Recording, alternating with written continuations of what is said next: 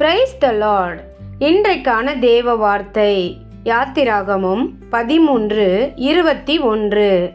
அவர்கள் இரவும் பகலும் வழிநடக்க கூடும்படிக்கு கர்த்தர் பகலில் அவர்களை வழிநடத்த மேக ஸ்தம்பத்திலும் இரவில் அவர்களுக்கு வெளிச்சம் காட்ட அக்கினி ஸ்தம்பத்திலும் அவர்களுக்கு முன் சென்றார். ஆம் பிரியமானவர்களே, இஸ்ரவேல் மக்கள் எகிப்தின் அடிமைத்தனத்திலிருந்து விடுதலை பெற்ற பின் அறியாத பாலைவன பயணத்தில் நடக்க தொடங்கினார்கள். அவர்களுக்கு வழி தெரியவில்லை, எதிர்காலம் இல்லை, சுற்றிலும் பயம் இருந்தது. அப்போது தேவன் பகலிலே மேக ஸ்தம்பத்தையும் இரவிலே அக்கினி ஸ்தம்பத்தையும் கொண்டு அவர்களை பத்திரமாக வழி நடத்தினார். இன்று நாமும் பல நேரங்களில் இஸ்ரவேல் மக்களைப் போலவே இருக்கிறோம். வாழ்க்கையின் பாதை தெளிவில்லாமல் இருக்கலாம்.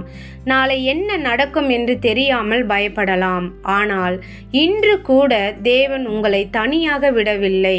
உங்கள் வாழ்க்கையில் இருள், கண்ணீர், குழப்பம் நிறைந்த நேரங்களில் கூட தேவன் உங்களுக்கு வெளிச்சமாக இருக்கிறார்.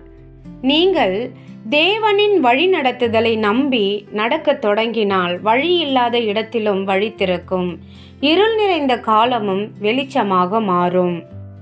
கர்த்தரை நம்பி நடக்கும் பொழுது உங்கள் வாழ்க்கையின் பாதை மாறும்.